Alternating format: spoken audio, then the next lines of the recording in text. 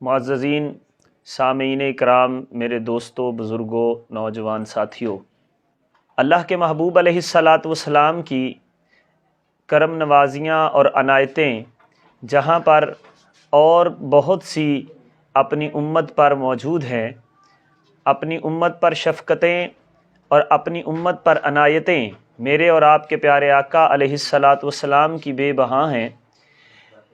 میرے محبوب علیہ الصلاۃ والسلام کی ذات تو وہ ذات ہے جن کو اللہ کریم نے سارے جہانوں کے لیے رحمت بنا کے بھیجا۔ میرے محبوب کریم علیہ الصلاۃ والسلام کے بارے میں اللہ ارشاد فرماتا ہے، وَمَا أَرْسَلْنَاكَ إِلَّا رَحْمَةً لِلْعَالَمِينَ، کہ محبوب ہم نے آپ کو تمام جہانوں کے لیے رحمت بنا کے بھیجا ہے۔ کریم محبوب علیہ الصلاۃ والسلام کی کرم نوازیاں، میرے محبوب علیہ الصلاۃ والسلام کی رحمتیں تمام جہان والوں پر ہیں، چاہے وہ انسان ہوں، چاہے وہ پرندے ہوں، چاہے وہ درندے ہوں، یہاں تک کہ تمام دنیا میں رہنے والی جتنی بھی مخلوق ہے، میرے محبوب سب کے لیے رحمت بن کے تشریف لائے ہیں۔ آسمان والوں کے لیے بھی رحمت ہے اور زمین والوں کے لیے بھی رحمت بنا کے رب نے بھیجا ہے۔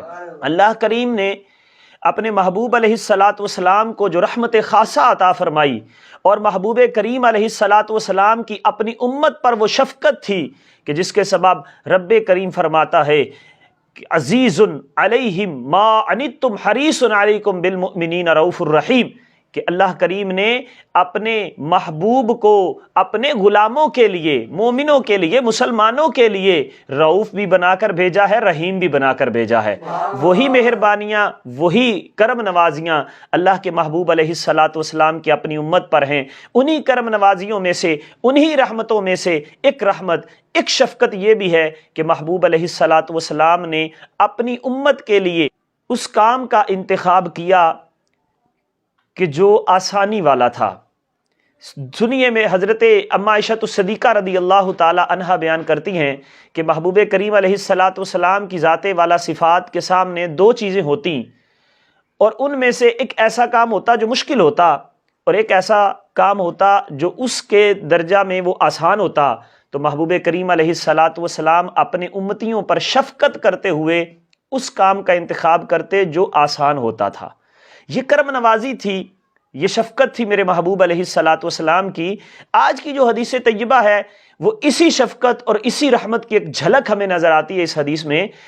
حضرت ابو ہریرہ رضی اللہ تعالی عنہ اس روایت کے راوی ہیں۔ آپ فرماتے ہیں کہ محبوب کریم علیہ الصلاۃ والسلام نے ارشاد فرمایا، اگر مجھے اپنی امت کے مشقت میں مبتلا ہونے کا اندیشہ نہ ہوتا۔ کیا کرم نوازی ہے، کیا رحمت ہے محبوب کی اپنے امتیوں کے لیے، کیا شفقت و مہربانی ہے کہ محبوب فرما رہے ہیں کہ اگر مجھے اپنی امت کے مشقت میں مبتلا ہونے کا اندیشہ نہ ہوتا، یعنی اس کام کا اگر میں حکم کرنا چاہوں تو کر سکتا ہوں، صاحب شریعت ہے محبوب علیہ الصلاۃ والسلام، لیکن محبوب فرماتے ہیں اگر میں حکم کرتا تو میری امت پر یہ مشقت ہوتی، میرے امتیوں کو مشکل پیش آتی۔ اور میرے محبوب علیہ الصلاۃ والسلام کے غلاموں، دیکھو میرے محبوب نے کہاں کہاں اپنی امت کے بارے میں سوچا، کہاں کہاں اپنے غلاموں کے بارے میں سوچا۔ محبوب فرماتے ہیں اگر میرے امتیوں کو، اگر میری امت کے لوگوں کو مشقت میں مبتلا ہونے کا مجھے اندیشہ نہ ہوتا تو میں انہیں ہر نماز کے وقت مسواک کرنے کا حکم دے دیتا۔ یعنی یہ شفقت ہے محبوب کی کہ محبوب کریم علیہ الصلاۃ والسلام نے اپنے غلاموں کو حکم نہیں دیا، لیکن یہ سنت ہے۔ محبوب علیہ الصلاۃ والسلام نے اس پر ہمیشگی اختیار فرمائی ہے۔ حضور علیہ الصلاۃ والسلام مسواک کیا کرتے تھے، مسواک کرنا حضور کی سنت ہے۔ اسی سے اگلی روایت حضرت ابو سلمہ حضرت زید بن خالد جوہنی رضی اللہ تعالی عنہ کا بیان نقل کرتے ہیں۔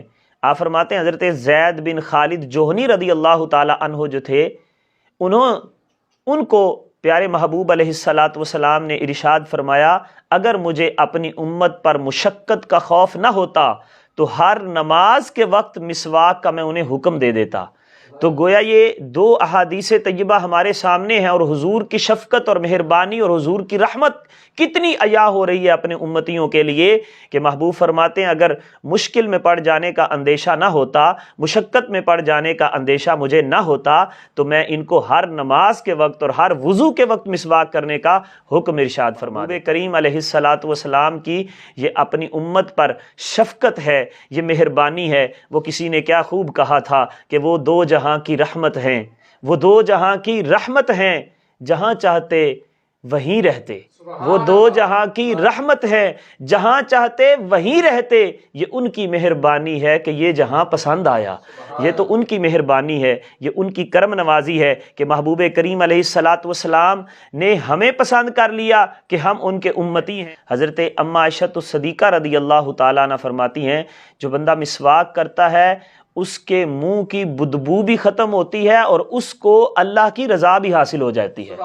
کتنا خوبصورت جملہ ہے حضرت ام عائشہ الصدیقہ رضی اللہ تعالیٰ عنہ کا کہ کرنی مسواک ہے اور رب راضی ہو جاتا ہے۔ اور ایک حدیث میں محبوب کریم علیہ الصلاۃ والسلام نے ارشاد فرمایا جو بندہ 2 رکعتیں مسواک کر کے پڑھتا ہے نا، 2 رکعتیں مسواک کر کے پڑھتا ہے، تو محبوب کریم علیہ الصلاۃ والسلام نے ارشاد فرمایا جو بے مسواک یعنی مسواک کیے بغیر 70 نفل پڑھ لے، 70 رکعتیں پڑھ لے، محبوب کریم علیہ الصلاۃ والسلام نے فرمایا جو 2 رکعتیں مسواک کر کے پڑھتا ہے اسے 70 رکعتوں کا ثواب عطا فرماتا ہے اللہ تعالیٰ۔ تو کتنی خوبصورت بات ہے، چھوٹا سا عمل ہے، لیکن اگر ہم یہ کرنا شروع کر دیں تو محبوب کریم علیہ الصلاۃ والسلام کی سنت بھی ادا ہوگی اور اس میں ہمارے لیے ثواب بھی اللہ کریم نے زیادہ رکھا ہوا ہے۔ اللہ کریم کی بارگاہ میں دعا ہے اللہ اپنے محبوب علیہ الصلاۃ والسلام کے صدقے ہمیں عمل کی توفیق عطا فرمائے۔